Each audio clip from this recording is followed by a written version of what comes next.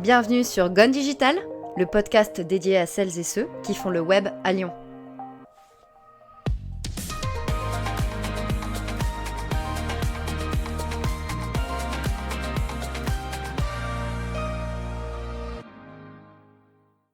Eh ben bonjour Emmanuel, et bonjour Marguerite. Bonjour. Bonjour. Ça va? Ça va très bien. Bon. Super. C'est beau cette synchronicité. T'as vu ça? On est comme ça chez Vectio. Ça y est, ça commence très fort. Toujours.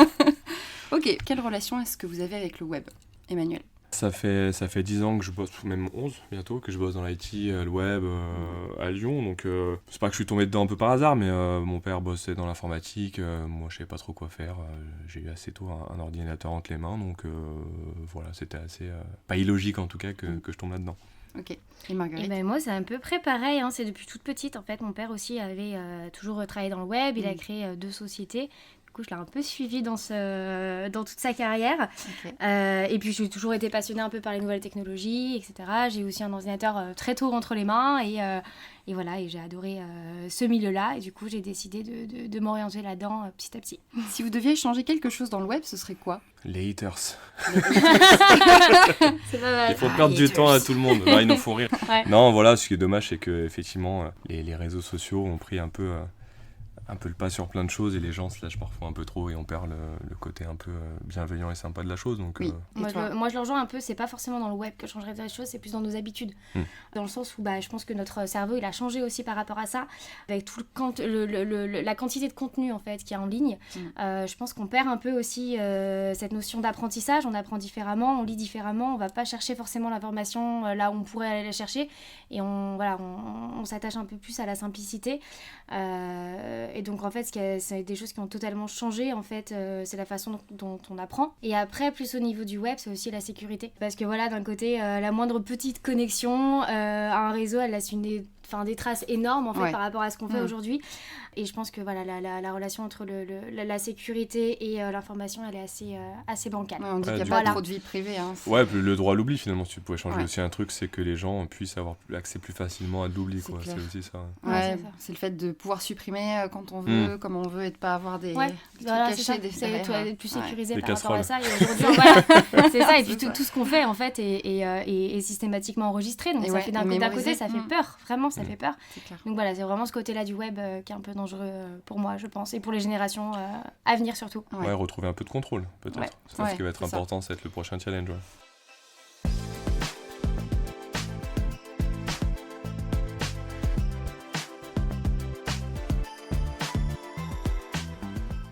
Question sur vos carrières respectives, Emmanuel. J'ai l'impression d'être dans un jeu télé. Emmanuel, quelle est ta question? Je vais faire un appel à un ami si ça te dérange pas. 55. Je reprends ce que je disais tout à l'heure. Moi, Ouais. j'ai commencé alors plutôt effectivement sur l'aspect commerce. Ouais, c'est ça, ingénieur au commercial, départ. t'as été. Mais assez vite, j'ai eu la casquette recrutement, puisque j'ai démarré en société de service. Ok. Et donc, j'ai dû assez vite gérer le côté client, prospecter, trouver des contrats. Et puis, de l'autre côté, la casquette recrutement, trouver des candidats. Ouais. Troisième casquette, appris sur le tas, c'est comprendre un peu les métiers de chacun, la technique, comprendre ce que fait la différence entre un développeur tel techno, entre un autre, un développeur web et un mobile, un chef de projet, un administrateur système réseau. Enfin voilà, de comprendre un petit peu tout l'univers finalement des métiers liés à l'informatique au sens large. Et toi, Marguerite, du coup, t'as été assistante chef de projet, c'est ça? Alors moi, mon parcours, il est assez compliqué dans le sens où j'ai fait pas mal de métiers différents. Atypique. Atypique. C'était un parcours atypique, on peut dire. J'ai commencé du coup avec un BTS communication, où j'ai découvert le monde de la com, de la pub qui me passionnait, etc. Cool. Le truc, c'est que c'est un milieu super bouché, donc je me suis dit après, faut que je fasse quelque chose un peu plus général aussi. Et j'avais une casquette quand même très commerciale que j'aimais bien et que j'avais jamais développée. Donc je me suis dit, allez go, école de commerce, donc master 2 en poche. Là, je postule dans une boîte, une fintech à Paris, qui travaille dans le cashless. Donc le cashless, c'est les petites cartes sans contact avec une petite puce NFC RFID, voilà, qu'on utilise souvent en événement, donc en festival, etc. Voilà. Et donc ce boulot m'a bien plu. La seule chose, c'est que voilà, c'était à Paris et Paris, voilà, ça m'allait pas trop. C'est moins bien que Lyon, quoi. C'est moins bien que Lyon, voilà. Donc Évidemment. c'est ça. Voilà, loin de tout le monde. Donc j'ai décidé de revenir un peu dans ma cambrousse et je suis tombée par hasard dans le milieu du recrutement grâce à un ami qui faisait ce travail. Ok. Donc je suis passée par une grosse entreprise, voilà, qui générait beaucoup de contrats. Dans le recrutement, donc ça m'a vraiment fait découvrir le milieu du recrutement, donc j'étais très contente. Spécialisée aussi en informatique encore. Ouais, ok. Donc moi je voulais pas travailler dans un autre domaine que dans l'informatique, donc ça allie un peu ces deux choses-là. Et puis voilà, comme disait Manu, ça allie un peu le côté commercial, le côté humain aussi que j'avais pas mal. Ouais. Et du coup c'était un peu le boulot parfait. Ouais. Et après je suis tombée chez Effective, qui était pour moi la boîte parfaite, dans le sens où elle répondait vraiment à mes attentes dans le terme d'éthique, tout ce que je cherchais. Donc voilà. C'est vrai que, excuse-moi, je te coupe, mais j'ai parlé juste du début, mais pas comment je suis arrivé chez Effective. Voilà, effectivement, et à un moment où j'en avais marre des SS2I, ce business model, ça me convenait plus. C'est quand même, il y a quand même beaucoup de choses. C'est un business model particulier, disons, quoi, la société de service. Je voulais retrouver un peu de liberté d'action et un peu plus d'humain aussi, clairement. Et je ne savais pas trop comment conserver ce côté métier de l'informatique, plusieurs casquettes, et d'avoir un peu de liberté. Donc je me disais, soit je monte ma boîte, ou alors je trouve une boîte qui me permet de faire quelque chose, de créer quelque chose. Et effectivement, à ce moment-là, je voulais monter un pôle IT. On s'est super bien entendu directement, ils m'ont laissé carte blanche. Cool. Et assez rapidement, on a commencé à développer le truc. Thomas m'a rejoint, je crois, un an et demi après. D'accord. Marguerite, ça va faire bientôt un an. Ouais, ça fait un an que tu es là aussi. Ça va faire un an dans 2 semaines. Voilà, donc... Nice, bon anniversaire. Donc c'était finalement c'est dit faire du recrutement, ça peut être sympa. Il n'y avait pas d'agence spécialisée à l'époque, c'est vrai, j'ai monté le pôle il y a 4 ans et demi, et puis après il y en a qui sont arrivés aussi, qui se sont montés. Il y a un vrai besoin en fait du marché d'apporter autre chose, pas juste prendre des gens, essayer de les placer, mais de comprendre un métier, un projet de quelqu'un, l'accompagner, et c'est ce que nous on souhaite proposer en tout cas chez Effective. Et pitchez-moi Effective et votre job un petit peu plus en détail, ce que vous faites. On fait du recrutement avant tout quand même. Nous, cabinet de recrutement. Cabinet de recrutement qui a plusieurs pôles, tertiaire, comptable financier, etc. En fait, l'ADN un peu, c'est que les consultants recrutent pour les métiers dont ils sont issus. Donc déjà, on sait de quoi on parle. On a une vraie expertise derrière. Voilà, et on gère que ces métiers-là. C'est important d'être légitime quand tu parles de quelque chose. Un candidat, c'est qu'il sache que tu comprends un peu sa langue, entre guillemets. On fait ça et on le fait avec une certaine liberté, encore une fois. Je veux dire, on n'a pas d'obligation de voir tant de candidats, d'avoir tant de clients, ce qui permet d'être plus cool aussi, de prendre le temps avec les personnes, de les rencontrer, de les d'être plus conseiller. Exigeant et plus on arrive en fait, aujourd'hui on a l'opportunité de choisir nos clients. Ça c'est le luxe quelque part. Luxe, c'est un vrai luxe, c'est un vrai luxe. Oui, c'est pas une opportunité, c'est un luxe, c'est vrai. Et en fait, c'est très rare. Manu qui a fait des SS2I et moi qui ai fait un autre cabinet avant, je pense qu'on peut en attester. Et c'est vrai qu'en général, on doit avoir on a des objectifs de clients. C'est ça. Donc il y a quelqu'un qui appelle, c'est ça, des quotas à respecter. Et on peut pas forcément se permettre de dire à un client, non, on travaille pas avec vous parce que ça se passe mal, ou parce qu'il n'y a aucune éthique dans votre boîte, ou parce que vous avez des super mauvaises notes sur le Glassdoor, ou parce que le feeling passe pas, on s'entend pas. Enfin, il y a plein de raisons en fait qui peut nous faire dire que c'est pas forcément une bonne entreprise. Aujourd'hui, nous, on peut avoir le luxe du coup de se poser la question, ok, alors là il y a cette entreprise qui nous appelle, ou cette entreprise qui recherche un développeur, qu'est-ce qu'on fait, est-ce qu'on va le voir, etc. Qu'est-ce qu'ils font pour après avoir les meilleures offres chez nous, et c'est comme ça aussi qu'on a les meilleurs candidats. Et voilà. Et on sait aussi que les candidats nous appellent parce que on a des bonnes offres et qu'on fait attention à ça. Et je pense que c'est pour ça aussi qu'on réussit dans notre travail. Ouais, et puis on n'a pas besoin de se prendre au sérieux comme certaines boîtes ou quoi. Je veux dire, c'est simple. On se tutoie assez vite aussi entre les candidats. On est là pour discuter, on n'est pas là pour vendre un poste à quelqu'un. C'est ça. C'est surtout ça. Voilà. On comprend un projet d'un candidat ou d'une candidate, et puis si on a une ou plusieurs offres à mettre en face, on leur explique, et c'est eux qui nous guident finalement. Tiens, moi je me vois plutôt là, ou j'aurais plutôt envie de rencontrer telle boîte. Très bien, on va vous accompagner dans le processus, etc. Et ça met aussi du confort et plus de simplicité aussi dans tout ça, quoi. Voilà. On passe vraiment du candidat au client. Ce que je trouve intéressant avec Effective, c'est que vous êtes vraiment expert sur les domaines de l'IT. Enfin, vous connaissez vraiment ce dont vous parlez, parce qu'il y a certaines boîtes, je suis sûre, qui ne savent pas ce que c'est la différence entre un développeur full stack ou front-end ou back-end. Je pense que c'est moi un peu barbare. Il y a plein de pièges dans l'IT. Tiens, tu fais du Java, c'est pareil que JavaScript. Ah bah non, ça n'a rien à voir. Du coup, les candidats, des fois, ils nous challengent un peu, ils nous font des pièges pour voir si, c'est bon, il n'a pas dit de conneries. C'est marrant ça. Parce que souvent, ils reviennent de plusieurs cabinets ou des SS2I où là, c'est encore pire.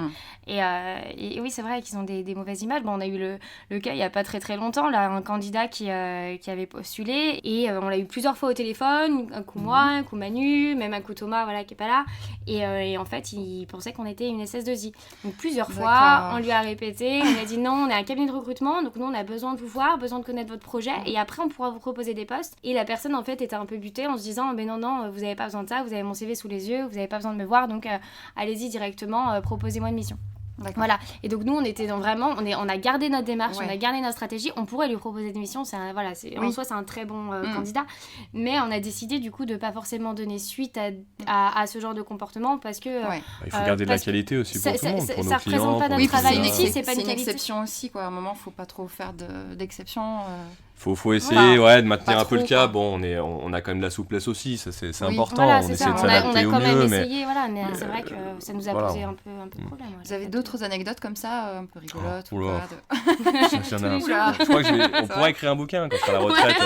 C'est vrai qu'on marque tout dans un livre comme ça, on les oublierait pas. Non, mais comme dans tout métier après, voilà. Mais c'est vrai que dans le recrutement, c'est un métier aussi un peu particulier, on est sur de l'humain, voilà, puis l'IT aujourd'hui, c'est un marché aussi un peu spécial dans son fonctionnement. Je veux dire, voilà, il y a les développeurs qui sont très très recherchés, donc l'équilibre finalement. Entre l'offre et la demande.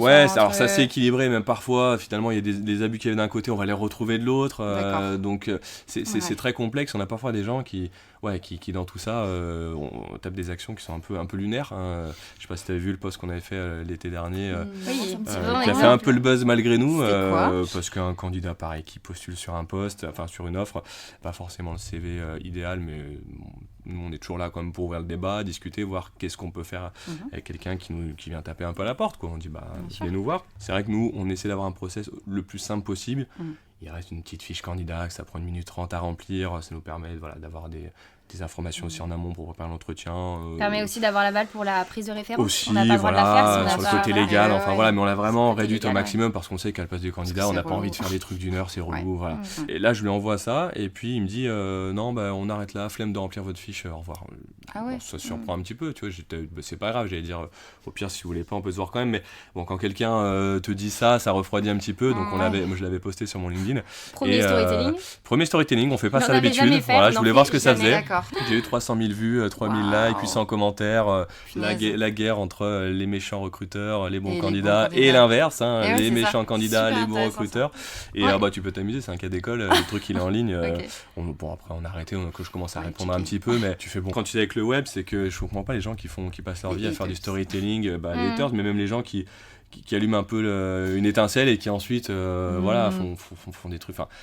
On en voit tout le temps sur LinkedIn. C'est à chaque fois tu vas biaiser un outil. LinkedIn c'est un super outil. Et quand tu commences à partir dans des trucs comme ça, à quoi ça sert, c'est pas très constructif en fait, c'est ça. Nous, après cette histoire, on s'est un peu remis en question en disant on verra si effectivement on peut peut-être alléger encore cette fiche. Elle mettra plus 1 minute 30 à être remplie, mais 1 minute, ok, peut-être si ça peut arranger. On essaie de se remettre en question. On s'est remis en question, mais après faut prendre sa responsabilité des deux côtés, quoi. Oui, parce qu'on se dit c'est quelque part un petit filtre aussi, c'est-à-dire la personne qui ne veut même pas. On lui envoie un dossier de 3 heures, je comprends. Tu veux pas 1 minute, tu te dis je veux même pas prendre ce temps-là alors que c'est lui qui venait taper en disant je voudrais machin. Tu dis c'est pas. C'est quand même job aussi. C'est quand même la un peu de motivation aussi, quoi. C'est quand même la première fois que ça t'arrive. Ça fait 4 ans et demi qu'on fait ça. C'est la première fois que ça lui arrive, donc il y a quand même des exceptions. C'est une grosse exception. Là, c'est typiquement le genre d'anecdote où tu te dis, celle-ci, elle est quand même forte. En parlant de votre métier un peu, c'est quoi la partie que vous préférez dans votre métier, celle que vous aimeriez bien délaisser parfois Alors moi, celle que je préfère, c'est découvrir des parcours, découvrir des vies, des envies, des ambitions.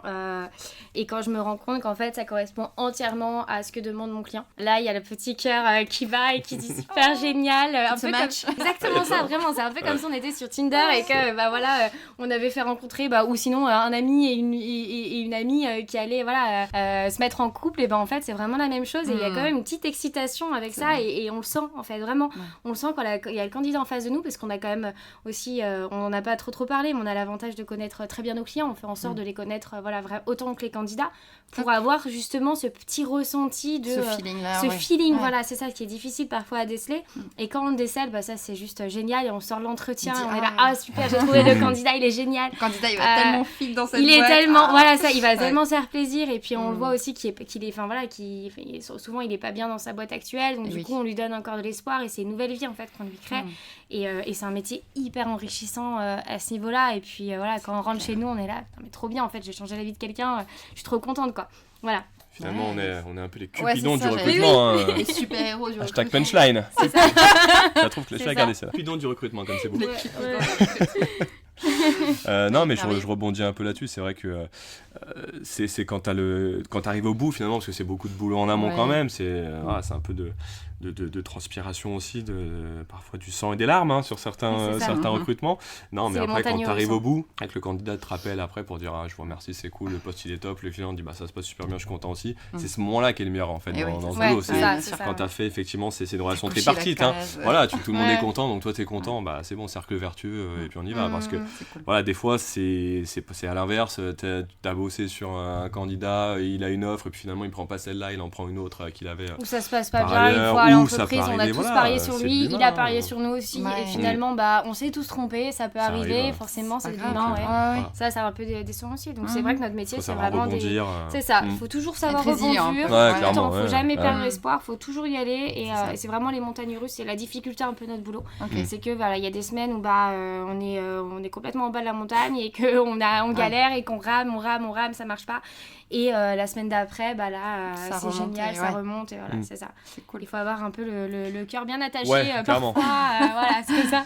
Oui, parce que tu peux vite te décourager. Je veux dire, c'est pas des métiers simples non plus, parce que c'est un marché, il y a beaucoup d'acteurs, beaucoup de concurrents, beaucoup de tensions aussi d'un côté comme de l'autre. Donc, je veux dire, faut pas croire que c'est tiens, je trouve un CV, je l'envoie. Enfin voilà, il y a un vrai métier derrière. Surtout dans le métier de l'informatique aussi, dans le secteur de l'informatique, où comme on le disait tout à l'heure, les candidats croulent sous les offres, croulent sous les appels, donc pourquoi est-ce qu'ils vont nous répondre à nous et pourquoi pas à quelqu'un d'autre, voilà, donc après c'est la différence, c'est l'offre, c'est l'image qu'on peut avoir effective, c'est plein de choses, c'est quelle valeur ajoutée on apporte aussi au candidat, la valeur ajoutée qu'on apprend, voilà, c'est ça, c'est toutes ces petites différences là qui font qu'on va essayer de réussir à capter le candidat le mieux possible. Et la partie que vous aimeriez bien laisser tomber? Moi je dirais les devs un peu trop divas. Les devs divas. Hashtag devs divas. Non, les devs divas, ou même les clients, parfois, il y a les deux, voilà, c'est ça, qui comprennent pas forcément qu'on est là pour eux et pas contre eux. Parfois, c'est un peu, voilà, c'est une challenge un peu trop. C'est l'autre côté de la médaille de l'humain, finalement, c'est que parfois, t'as des vraies rencontres, t'as un kiff, voilà, et puis d'autres fois, t'as des gens qui sont un peu compliqués à gérer, qui... toi, t'as fait d'un pas vers eux, et puis eux, au contraire, on a eu le cas aussi, des candidats, tu leur retrouves un boulot, mais finalement, ils se rendent compte que ça leur convient pas, et puis on a un gars qui va te mettre un avis négatif sur ta page Google, parce que, mais bon, à un moment, tu peux pas être responsable de tout la misère du monde. Tu peux pas contrôler les réactions des gens. Exactement, donc c'est là où c'est peut-être le côté, c'est l'autre face de la médaille de l'humain, quoi. Voilà, c'est parfois, faut aussi assumer les gens un peu difficiles, quoi. Ouais, les gens difficiles.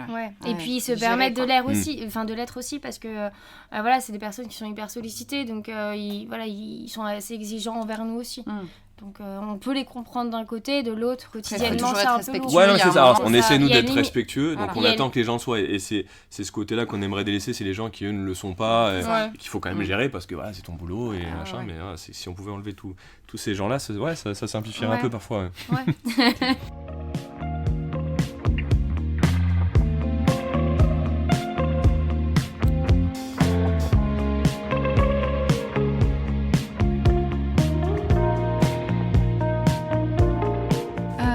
Votre vie perso-pro, quelles sont vos passions en dehors du web? Alors moi c'est comme j'ai fait des études de com, c'est vraiment la com et la pub. Voilà, et Instagram et Snapchat. Et Instagram. Je suis un peu community manager détective. Okay, d'accord. Avant c'était Manu et voilà. Oui, tu continues quand même. Voilà, je prends le relais un peu de tout ça. La preuve, en arrivant, j'ai fait une petite photo pour notre compte Instagram. Voilà, donc c'est vrai que j'aime bien tout ce côté-là, mais ça rejoint la com, voilà. Ouais, c'est ça, les réseaux sociaux. Voilà, c'est ça. Moi, c'est vraiment un peu ce qui me passionne. Ok, et toi? Moi, c'est... La boxe. J'aime bien. Je dirais pas une passion, mais c'est vrai qu'on commence à bien y prendre goût. C'est vrai qu'on fait un peu de boxe avec Effectif, ça c'est cool, voilà. Mais c'est surtout les voitures et le vin, moi, voilà. Les voitures et le vin, d'accord. C'est quoi comme voiture? J'ai une Porsche, moi. C'est le Graal quand t'es passionné. Oui, monsieur a une Porsche. Mais voilà, quand t'es passionné, c'est un peu le Graal. C'est ça, bien donc, sûr. J'imagine. J'ai économisé longtemps, mais voilà, je me fais mon petit plaisir et... Et c'est trop cool. Hein. Et après, grâce à lui aussi, on fait des petites dégustations de vin. J'allais le dire, on se fait des soirées de temps en temps. Ouais, Voilà. c'est agréable d'avoir une équipe assez de bons vivants. Hein, parce que Manu est pas seul à avoir cette passion-là. Chez nous, tu vois, si j'étais pas freelance, tout le monde nous dit ça, je sais pas pourquoi, je comprends pas. Tu vois, on va à l'Argo vendredi parce qu'on aime bien la bonne viande aussi, donc on essaie de se faire des restos avec l'équipe aussi, des bons restos, des soirées dégustation. À Lyon, c'est parce qu'il manque les bons restos. C'est vrai qu'on a une liste. On est tous bons vivants, bon vin, bonne bouffe, on aime vraiment tout ça, donc ça nous rapproche aussi. Ouais, c'est des points communs c'est cool. qui sont pas négligeables. On bosse beaucoup, mais enfin, je veux dire, quand on bosse, voilà, mais après, on sait aussi s'amuser, prendre le temps d'eux. Nous avons fait un petit séminaire il n'y a pas très longtemps, bien cool, dans le sud, la Vergrignan. On avait loué un mât provençal. Très très bien, ouais. Donc on essaie d'équilibrer aussi les moments qu'on passe ensemble où on se détend. Puis ça nous soude un peu aussi. Oui, c'est ça. C'est ça, vu qu'on n'est pas beaucoup, on est 10, on a l'occasion de faire plus. C'est bien aussi une petite équipe, ça permet d'être vraiment plus soudés, je pense. Voilà, c'est ça, ouais. C'est pas mal. Donnez-moi 2 conseils, un conseil vie pro, un conseil vie perso, chacun. Moi, alors, je me suis fait une petite note parce que j'ai réfléchi un petit peu avant. Voilà, parce que Manu, il est arrivé en mode. Manu, c'est. Et Marguerite, elle arrive alors. Alors, attends. Les mains dans les poches. Hein. Non, mais moi, j'ai pas mal réfléchi à cette question. Et le conseil en vie pro que je pourrais donner, c'est d'en faire une affaire personnelle. La vie professionnelle, en faire une affaire personnelle. Je m'explique. Donc c'est un conseil qui peut paraître un peu de bon sens, mais je pense qu'il faut un peu le rappeler, parce que la vie professionnelle, ça fait partie aussi de notre vie personnelle. Hein. C'est qu'en fait, je pense qu'on est les mieux placés pour trouver le métier de nos rêves aujourd'hui, dans l'environnement de nos rêves. Pour une simple raison, c'est qu'en fait, on est les seuls à connaître nos attentes, nos aspirations, nos envies, etc. Donc il peut y avoir des gens autour de nous qui nous conseillent, notre famille, nos amis, nous, cabinet de recrutement, plein de gens, mais au final il faut vraiment se poser les bonnes questions. Puis même petit conseil aussi, c'est peut-être l'écrire sur un papier, parce que se le redire tous les matins et tourner ça en boucle, c'est pas forcément la bonne solution. C'est vraiment le poser sur une feuille. Ça fait un peu psy ce que je dis, mais c'est vrai en fait, vraiment. Il y a un peu de psychologie et en fait. C'est un peu la psychologie, voilà, c'est ça. Donc un projet professionnel, c'est un projet de vie. Donc c'est pour ça que pour moi il faut vraiment le donner dans le sens personnel. Ok. Voilà. Et toi, Emmanuel? Moi, je dirais comment dire, un peu mon leitmotiv, c'est de pas oublier qu'on est locataire ici. Voilà, c'est un moment où on va rendre les clés, donc faut pas trop se prendre au sérieux, faut pas se faire des ulcères pour tout et n'importe quoi. Il faut se détendre, il faut prendre les choses avec philosophie et essayer de se faire plaisir au maximum aussi, parce que la vie est courte. Donc quand je vois des gens qui se prennent la tête pour tout et n'importe quoi, qui montent dans les tours, plus graves et plus importantes. Ouais, il n'y a rien de grave dans la vie, jamais. Hein. Enfin, juste quand elle se termine, mais c'est pas, ça fait partie du truc. Mais à part ça. Puis on a plusieurs. Moi, je rebondis sur ce que tu dis, et c'est qu'on a plusieurs vies dans une vie aussi. Moi, je le dis souvent, c'est qu'en fait, voilà, on a tous aujourd'hui, en fait, on a des carrières professionnelles qui sont hyper diversifiées. On peut passer 2 ans dans une boîte, 2 ans dans une autre, se réorienter. Aujourd'hui, on a beaucoup de personnes qui se réorientent dans le web, par exemple, à 40, 50 ans, parce qu'ils se sont révélés, ils se sont dit, moi, c'est ce qui me passionne depuis toujours, mais je bosse dans le BTP et aujourd'hui, j'ai envie de réaliser mes rêves. C'est des petites choses comme ça, en fait, qui font que ça fait un peu la diff et qui. C'est pas toujours simple, mais on voit des gens qui lâchent rien, qui sont motivés et tout. On voit des gens qui changent complètement de parcours et qui maintenant ont trouvé un job là. Non, c'est dur, franchement, c'est dur. C'est très très compliqué. Beaucoup de courage. Mais aujourd'hui, je trouve qu'il y a on est dans une époque où les gens peut-être n'auraient pas osé il y a quelques années et disent allez, je vois, il y a des trucs, il y a des solutions, il y a des gens qui le font, je me lance aussi. Après, ça marche ou ça marche pas, mais au moins il y a un espoir de si t'es pas bien dans ce que tu fais. Et abandonne, recommence, et c'est pas grave en fait. Il y a des gens qui sont là derrière, toi tu sais ce que tu veux et fonce. C'est plutôt ça. Et vous retrouvez tous ces conseils dans notre livre Coaching Effective en 3 leçons. Voilà, c'est 99 €. Écrit par Emmanuel et Marguerite. C'est pas vrai. 99 le 16 juin 2020. On va distribué à la FNAC. Édition brochée. Voilà. C'est ça. Donnez-moi des logiciels ou des outils que vous aimez bien.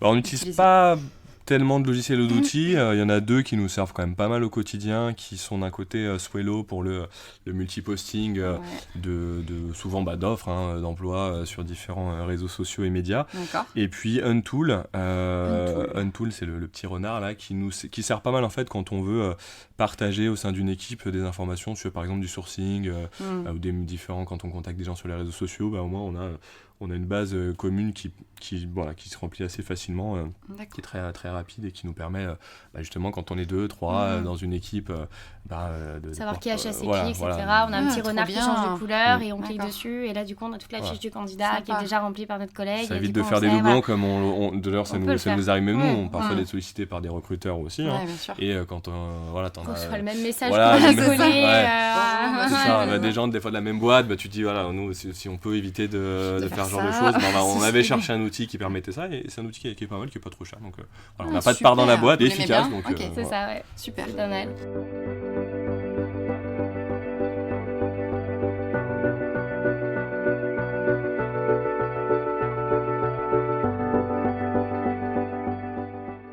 Question sur Lyon maintenant. Êtes-vous originaire de Lyon? Oui. Oui. On est né à Lyon. Vous êtes né à Lyon? Ouais, né à Des Lyon. vrais Gaunes. Ouais. Fière de l'être, vrai Ouais. Gaunes. Moi Exactement. de la Croix-Rousse. Vous avez Ouais. bougé un peu entre-temps, enfin, ou vous êtes toujours resté sur Lyon? Non, moi j'ai toujours à Lyon. bougé pendant un an en Australie. J'ai fait un Super. working holiday là-bas, comme beaucoup l'ont fait aussi, qui était très enrichissant, très bien. Juste avant en fait de faire ma carrière professionnelle, Ok. après mes Ouais. études, voilà, un peu ras-le-bol de tout. J'ai besoin de me reconcentrer un peu sur tout et voilà. Ok. Donc très bien. Et après Paris. Mais je suis toujours retournée à Lyon. À Lyon. Je Les vrais retournerai Lyonnais, ils toujours à reviennent, Lyon. je pense, les vrais hein. Lyonnais. Voilà, c'est ça. Voilà. C'est clair. Et, C'est quoi vos adresses coup de cœur un peu à Lyon, des petites adresses que vous Putain, aimez? il y en a un paquet, Vous m'auriez hein, bien c'est- partagé. surtout où on est, nous, effective, on est à côté de l'opéra, donc les dirais adresses, la elles changent tout cantina. le temps. La cantina. La cantina? C'est une nouvelle adresse qui est pas mal, ouais, mais... C'est quoi, c'est- Bar Corse. D'accord. Juste à côté de nos locaux vers l'opéra et qu'on avait pas mal aimé. Et après, il y a l'Argot, le restaurant. Ah ouais, c'est pour ceux qui aiment la Les viande, hein. Alors vendredis. les végétariens, bouchez-vous les oreilles, mais Ouais. voilà, l'argot, c'est quand même l'institution Bah, je vais me boucher les pour oreilles. la bonne Ah, viande. ok, bon, désolé. Non, mais c'est pas grave. Voilà. C'est très bien pour ceux Voilà. qui aiment la viande. Et puis moi j'aime bien Table et Vin d'Ainay, tu vois, un petit bar à vin sympa, un peu au Tu calme m'en redis sur Ainay. Table et Vin d'Ainay, Table et donc vin. sur Ainay. D'accord. Mais on pourrait faire un podcast juste Juste sur sur là-dessus, les bonnes ouais. adresses, Ah parce ouais, qu'on essaie d'en tester Bah, assez ouais. régulièrement et ça Mm. tourne pas mal en plus dans notre Il y en a. quartier et puis même sur Lyon. Enfin, Ouais, ça arrête vous êtes pas, dans le quoi. premier, c'est ça? Ouais, côté de L'Opéra, l'opéra, hôtel ouais. de ville, Ouais. donc Il y en a plein. on a le choix sur l'afterwork ou le repas du midi, on a plutôt le choix. Ouais. C'est sûr. C'est cool.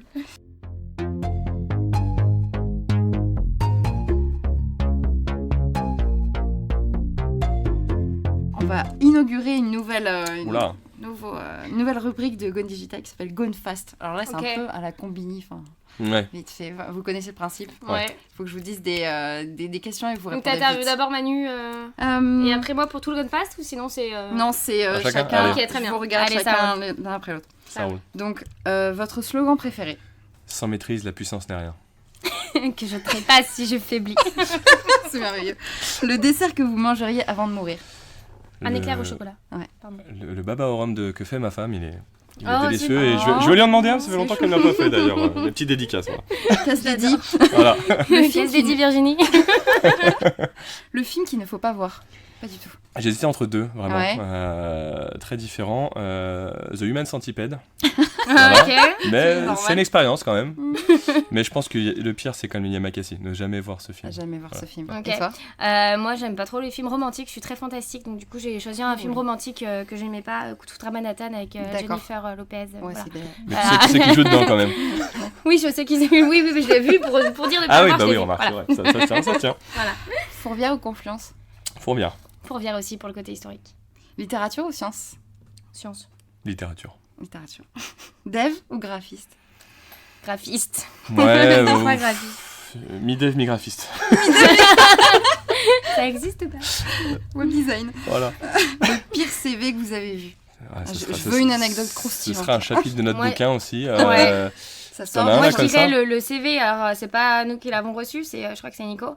Non, ou c'est Claude, je sais plus. La semaine dernière, un CV vide avec le nom, le prénom, pas de diplôme ni D'accord. d'expérience. Recherche sa première expérience pro. Donc le CV, voilà, feuille A4. Peut-être qu'il a tenté de 3 faire un lignes. truc un peu... Ouais, Voilà. du coup, est-ce qu'on peut vraiment parler d'un CV? Il y a Des des gens fautes- qui font des trucs un peu kitschoun, voilà. Des mais fautes de après, goût, des petits chats sur les côtés, Des petits chats, ouais, oui. des petites pattes Ouais, d'ours, c'est- des Ouais, mais des c'est- petits ça me fait encadrés penser, avec du on soleil. devrait peut-être faire un best-of CV, il y Franchement, a ça peut-être me un petit plairait truc bien. à faire sur Ouais. les réseaux, Il y a tiens, un le truc à CV faire. du mois, bon, on anonymise. Les dernières questions, c'est quoi ce que vous vouliez faire petit ou petite?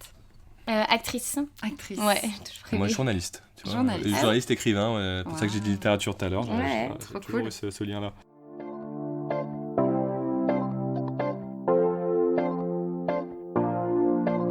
Et enfin, c'est quoi votre inspiration du moment ? Ça peut être un livre, une conf, un site web. Moi, c'est une musique. C'est ma collègue Chloé, je la remercie d'ailleurs, big up Chloé, qui m'a fait découvrir. Voilà, Classe dédiée Chloé, qui m'a fait découvrir Snow Allegra, Feels. Voilà. Snow Allegra, Feels. Ok. C'est ça.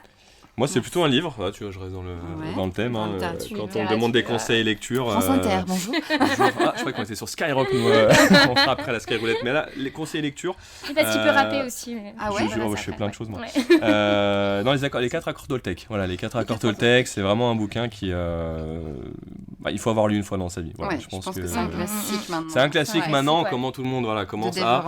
Mais puis même au-delà du développement personnel, je pense que ça donne des clés qui sont, parce que bon, le développement personnel c'est un peu galvaudé aujourd'hui, voilà, tout le monde y va de son truc et tout. Il y a plein de bouquins qui étaient assez imbitables que j'ai essayé de lire dans le développement personnel et les accords Toltec, j'ai trouvé ça simple, efficace, ça donne quelques clés, tu t'en sers quand tu veux et faut pas attendre que ça te change ta vie, mais par contre t'as des vraies bases de réflexion pour l'améliorer en tout cas. Trop bien. Et merci beaucoup à tous les deux. Merci à toi. Super bien. À très bientôt. À très bientôt. Ciao. Le podcast est à présent terminé, merci beaucoup de l'avoir suivi. Je vous invite à retrouver Gone Digital sur SoundCloud, sur iTunes, sur Spotify, mais aussi sur la page Facebook, sur la chaîne YouTube et sur Instagram. Voilà, le lion est présent un petit peu partout. Je vous invite aussi à vous abonner à la newsletter mensuelle de Gone Digital avec tous les bons plans des invités, leurs bonnes adresses et les outils. Voilà, je vous dis à très vite, merci.